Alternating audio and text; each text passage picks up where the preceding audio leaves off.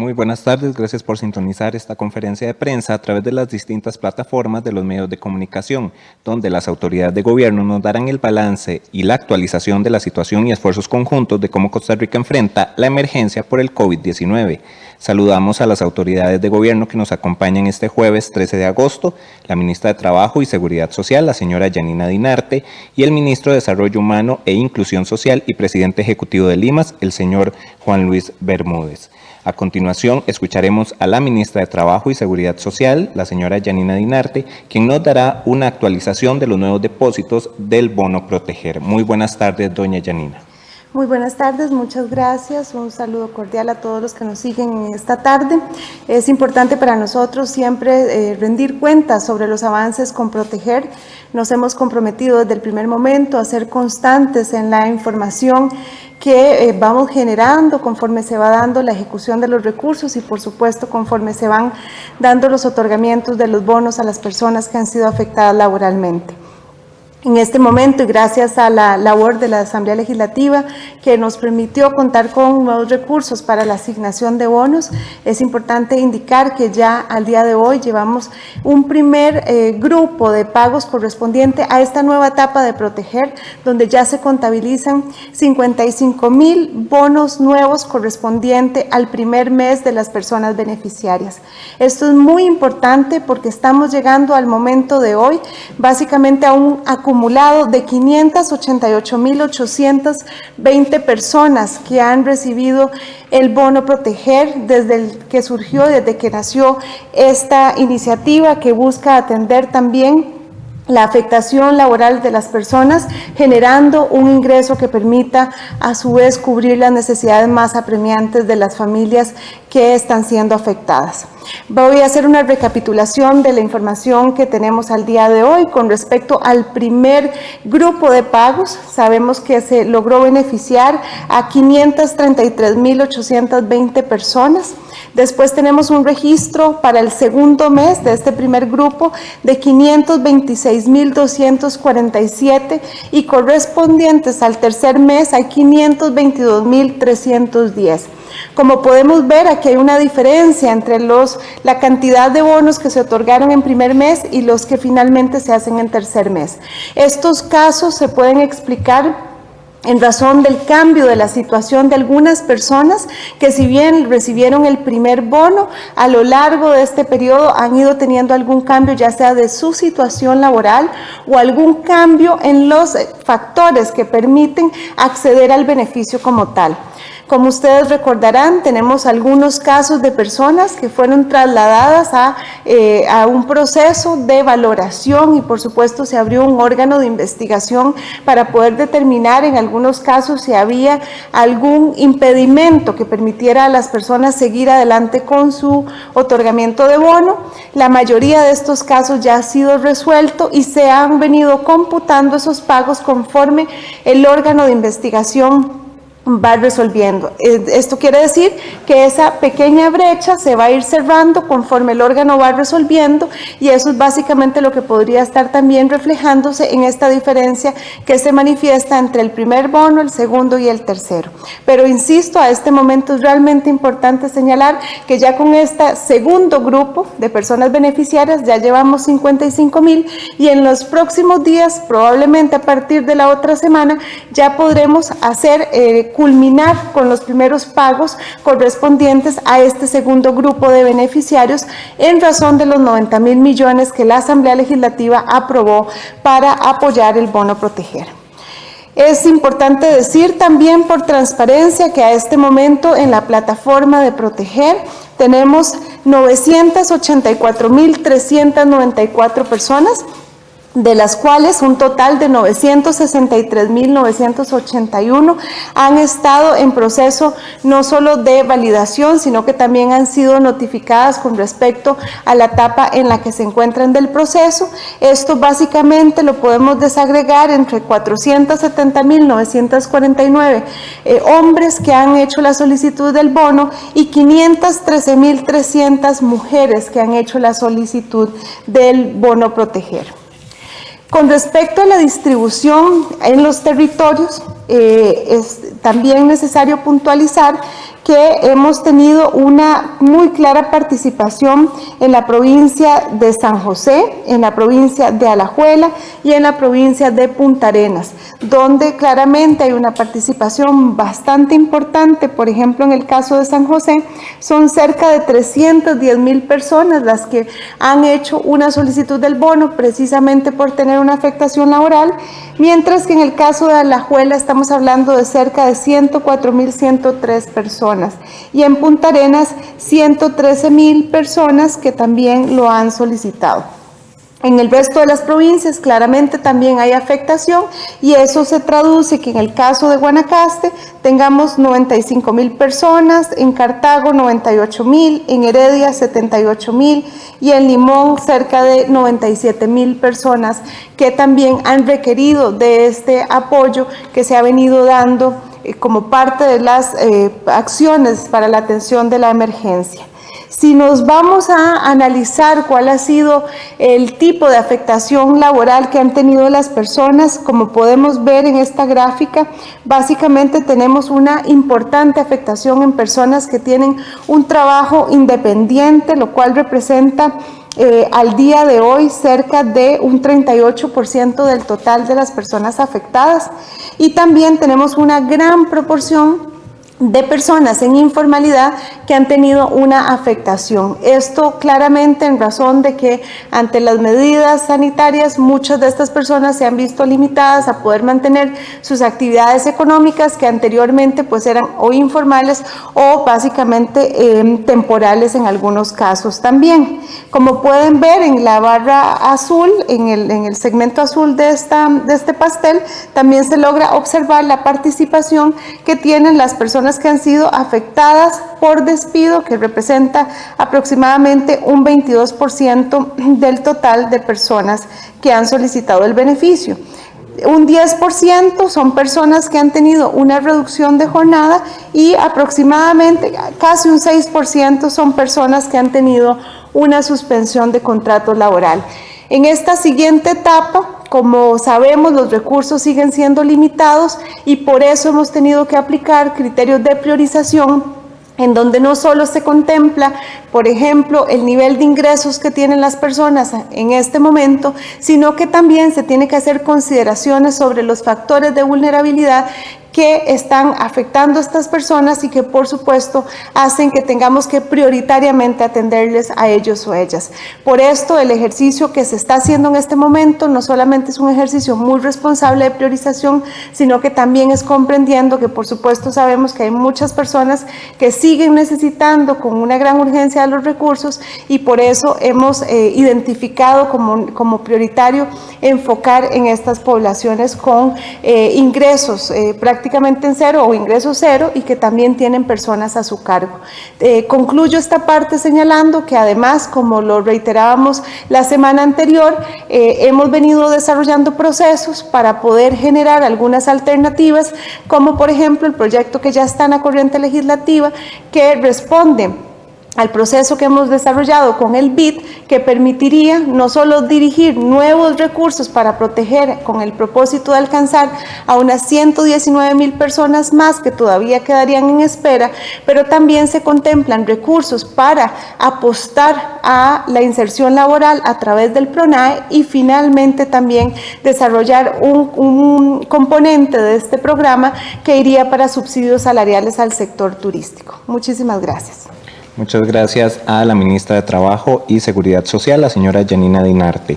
A continuación escucharemos al ministro de Desarrollo Humano e Inclusión Social y presidente ejecutivo de Limas, quien hará un anuncio de las nuevas acciones que realiza el Instituto Mixto de Ayuda Social para ayudar a las familias en situación de pobreza afectadas por la emergencia del virus del SARS-CoV-2.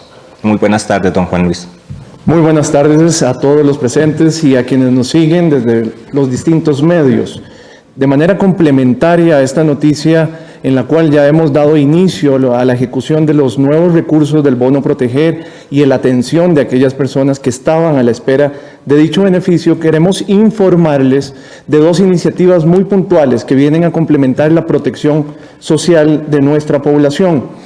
Cuando se lleva sobre los hombros la responsabilidad de velar por otros miembros del hogar y se recibe una orden sanitaria de aislamiento, debemos velar porque la ausencia de recursos no sea una razón para que el contagio se extienda.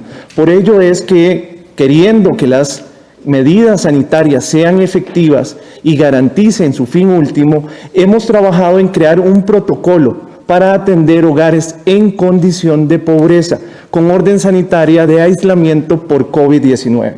Este es un paso más de un trabajo conjunto que hacemos con las instituciones del sector salud, pero también con el sistema de gestión de riesgo. Para ello, hemos adicionalmente a la entrega de alimentos que hacen los comités municipales de emergencias, hemos definido un subsidio que es entre 50.000 y 70.000 colones por el periodo de aislamiento para familias en condición de pobreza que pasan por una valoración y el criterio técnico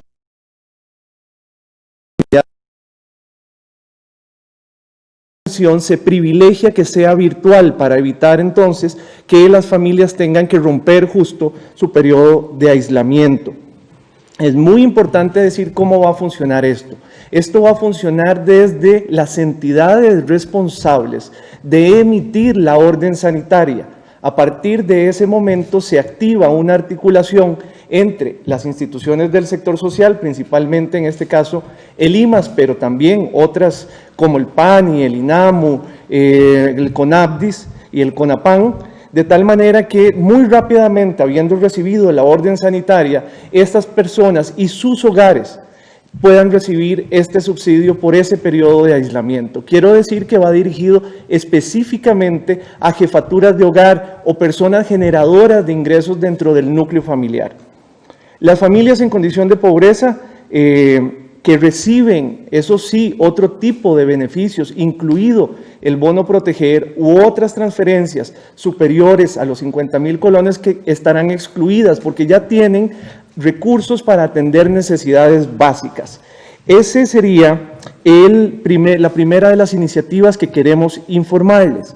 La segunda de ellas tiene que ver con una situación que se vuelve compleja, pero que debemos asumir con solidaridad en medio de una situación de emergencia. Y es que la previsión de los gastos asociados a actividades funerarias debido a la muerte de alguno de los miembros del hogar por razón del COVID-19 es inviable para muchos hogares, lo era antes de la emergencia, y con las afectaciones que han tenido nuestras familias, esa reducción de los ingresos se ve todavía más comprometida. Por eso, la idea es acompañar a las familias en situación de pobreza en medio de este duelo para que los gastos funerarios no sean un peso adicional sobre el hogar. A partir de ahora, el IMAS cubrirá gastos funerarios por COVID-19 a familias en situación de pobreza cuando no tengan recursos para poder atender estas necesidades. La atención aplica en casos de fallecimiento, tanto dentro del sistema hospitalario como extra hospitalario, es decir, cuando el fallecimiento se da en la casa. El beneficio incluye, si fuese necesario, también el pago de la emisión del acta de defunción. Recuerden que en el caso del sistema de servicios de salud, el acta de defunción se emite por parte de dichos servicios. Pero cuando esto pasa fuera de los hospitales, necesitamos del acompañamiento de un profesional, que en el caso también quiero agradecer del Colegio de Médicos ha sido dispuesto un protocolo para que puedan acompañarnos, pero si no hay posibilidad de atenderles ahí, también ese costo puede ser asumido por este beneficio. La atención de la familia se hará de manera prioritaria mediante la línea 1322 o bien mediante el 911. A partir de esa llamada, insisto, al 1322 o al 911, nos comunican a IMAS en las distintas oficinas locales regionales para que inmediatamente, independientemente que sea entre semana o fin de semana o bien horas nocturnas, podamos atender a estas personas. Los requisitos son la copia de los documentos de identidad, el acta de defunción y facturas pro forma que algún servicio funerario haya emitido. A partir de ahí y de forma muy ágil buscamos hacer llegar estos recursos a las familias. Con estos mecanismos queremos enfrentar juntos y juntas la lucha contra la pandemia, que conlleva también estar al lado en los momentos más difíciles, como es el fallecimiento de un miembro del hogar. Muchas gracias. Muchas gracias al ministro de Desarrollo Humano e Inclusión Social y presidente ejecutivo del Instituto Mixto de Ayuda Social, el señor Juan Luis Bermúdez. Esta tarde no contamos con la participación de colegas de los medios de comunicación de manera presencial en el auditorio de Casa Presidencial, ya que nadie manifestó su disponibilidad para asistir. Así que primero vamos a realizar las dos consultas de medios regionales y posteriormente veremos el reporte epidemiológico del Ministerio de Salud. Las dos consultas regionales son para la ministra de Trabajo. La primera la realiza el medio regional Noticias en Línea CR. Consulta: ¿se ha contemplado un cuarto mes o más del bono proteger a las personas afectadas a nivel nacional por el COVID? Muchas gracias por la pregunta. Sabemos que hay una gran expectativa y una gran necesidad todavía para muchísimas personas. Si bien hemos estado haciendo grandes esfuerzos por identificar más recursos, sabemos que la prioridad también tiene que ser apuntar primero a las personas que ya sabemos que todavía están en espera, que a pesar de los nuevos recursos que se han incorporado a razón del presupuesto aprobado por la Asamblea Legislativa, aún tenemos un faltante de personas que no están cubiertas. Por tanto, por ejemplo, los recursos del BID que se han contemplado, que se han enviado también a la Asamblea Legislativa para conocimiento y para lo cual pedimos la colaboración para que puedan ser aprobados, nos permitirían cubrir 119,000 bonos adicionales, pero aquí todavía hemos identificado la necesidad de poder destinar idealmente esos recursos para las personas que aún siguen en espera. Por tanto, hasta el momento no estaríamos hablando de un cuarto mes, sin embargo, sí insistimos en la posibilidad de poder avanzar con esta iniciativa que está en corriente legislativa a fin de poder aliviar la situación de personas que no han recibido hasta el momento ni por un solo mes el bono proteger, y sabemos que hay muchos que todavía lo están necesitando. No sé si el ministro quiere agregar algo a la respuesta. Quizás vale la pena informarles que en estos 90,000 millones que han sido puestos a disposición de nuestras instituciones por la Asamblea Legislativa para ejecutar los nuevos bonos proteger, hay 50,000 millones que van a ser ejecutados desde el Instituto Mixto de Ayuda Social. Estos representan alrededor de 100,000 nuevos beneficiarios que también en los próximos días estarán siendo atendidos.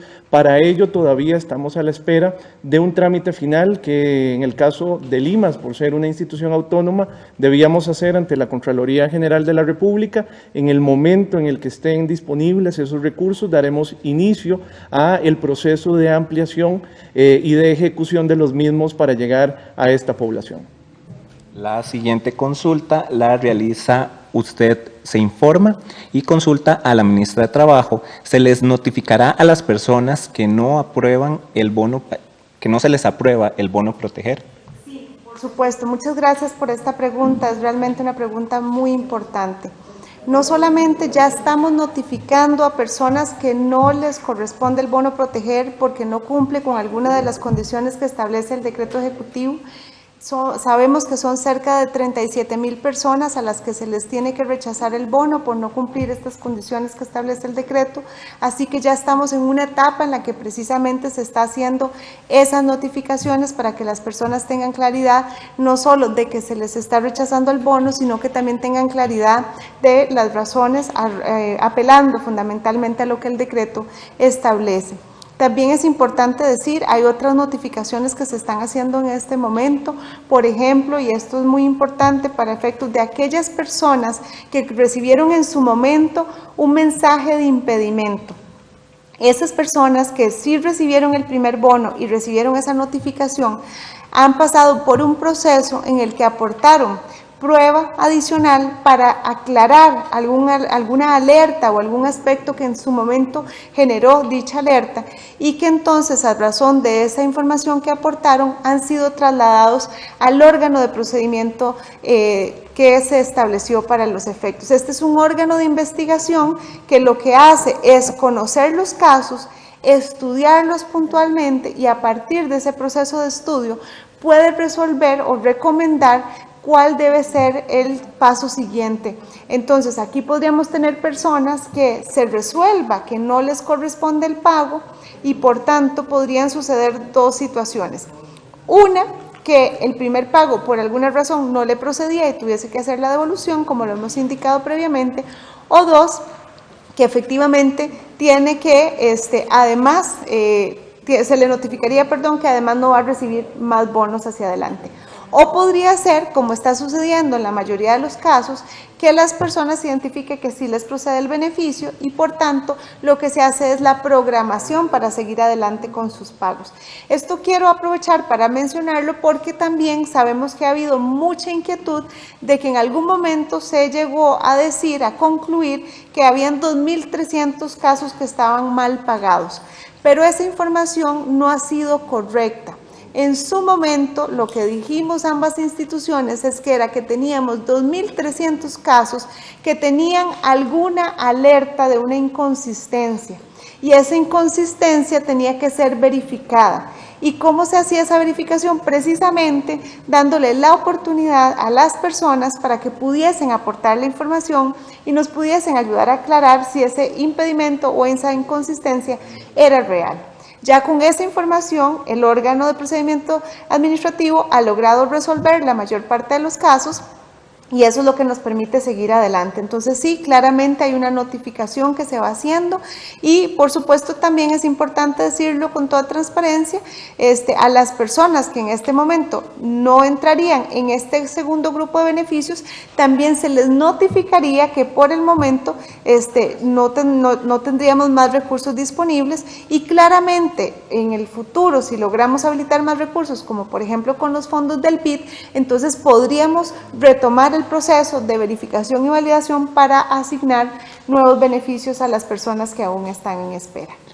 Para finalizar el periodo de consultas y pasar al reporte, varios colegas nos consultan cómo se definieron los criterios de priorización de la entrega de los bonos. Los primeros que llenaron la solicitud tienen prioridad sobre los últimos y también, ministra, nos consultan que si pueden seguir inscribiéndose nuevas personas para acceder al bono. Sí, muchas gracias. Efectivamente, los criterios de priorización son muy importantes en esta etapa. Como lo hemos mencionado previamente, nosotros sí hemos aplicado criterios de priorización en todo momento, desde que inició Proteger, básicamente porque más allá de quién entró primero, por supuesto que teníamos que considerar cuáles eran los niveles de vulnerabilidad que tenían las personas, porque hay personas que tienen situaciones mucho más apremiantes, porque tienen cero ingresos, porque tienen muchas personas a su cargo, porque pueden ser personas que tengan, por ejemplo, alguna vulnerabilidad asociada a que, por ejemplo, es una persona con discapacidad, una persona adulta mayor, que se le hace más difícil tal vez en este momento encontrar trabajo y que tiene otras personas a su cargo. Esos factores todos se establecieron en razón de que se establecía no solo una ponderación para cada una de estas variables, sino que además también se aplicaba una sumatoria de estos factores para poder determinar quiénes tenían estas condiciones que eran mucho más apremiantes. Sabemos que muchas personas entraron en el primer momento, pero todavía, por ejemplo, reportan algún ingreso que en algunos casos incluso podía ser mayor que el mismo bono Proteger. También sabemos que hay personas que tienen todavía una reducción de jornadas y que esa reducción de jornadas todavía, por supuesto, también les permite tener ingresos, en contraste con muchas otras personas que tienen cero ingresos, que su afectación laboral fue, por ejemplo, por despido o suspensión de contrato, o que incluso eran personas que tenían un trabajo independiente, un trabajo informal o un trabajo temporal. Entonces, todos esos aspectos se ponderaban para poder identificar quién tenía mayor vulnerabilidad. En esta etapa, donde los recursos cada vez son menores y donde ya sabemos que hay un universo finito de recursos, es decir, sabemos que tenemos 90.000 millones, esa priorización se vuelve todavía más crítica porque ya no es para identificar a quién le pagamos primero, sino que en realidad es para determinar quiénes entran en este grupo de potenciales beneficiarios. Entonces, ahora sí, los criterios de priorización, por supuesto, tienen que contemplar, sin lugar a dudas, cuánto es el nivel de ingresos de las personas y también cuántas personas tienen a cargo. Entonces, claramente, una persona que tiene 0 ingresos es una persona que tiene que ser altamente priorizada en comparación con otras personas que aún están percibiendo alguna cantidad de ingresos. Y además, por supuesto, también hay que contemplar que si estas personas, además de que no tienen ingresos, tienen personas a su cargo, eso incrementa la necesidad, porque ya no es solo la necesidad individual que tiene la persona de atender sus necesidades básicas, sino que también tiene que velar por hijos o hijas o por pareja y otros miembros del hogar que puedan estar dependiendo de esta persona. Entonces, este esfuerzo de priorización realmente ha sido muy acucioso, es muy responsable y además ha sido muy transparente, porque parte de lo que hemos apostado a lo largo de todo este periodo es poder ser claros y, por supuesto, poner toda la información al servicio de la población de cómo estamos haciendo el trabajo y de por qué unos han entrado antes que otros. Muchas gracias a la ministra de Trabajo. A continuación, observaremos el reporte epidemiológico que lo dará el ministro de Salud, el doctor Daniel Salas, para este jueves. Observemos el video. Buenas tardes. Al ser 13 de agosto, se reportan 826 casos nuevos de COVID-19, de los cuales 168 son por nexo epidemiológico y 658 por laboratorio, para un total de 26.129 casos confirmados en el país. Es importante indicar que la caja reporta hoy 210 casos adicionales por nexo que están acumulados desde el lunes hasta la fecha, los cuales serán actualizados en las estadísticas del Ministerio de Salud de acuerdo al día que corresponde. Se registran 8.412 personas recuperadas en 80 cantones. Los casos recuperados tienen un rango de edad de 0 a los 96 años. Además, en cuanto a hospitalización, tenemos 369 personas hospitalizadas, 95 de ellas están en cuidados intensivos. Para el día de hoy se reportan 9 lamentables fallecimientos, 6 hombres y 3 mujeres. El rango de edad es de 53 a 88 años. Nuestro más sentido pésame a los familiares de estas personas que han partido relacionadas con COVID-19.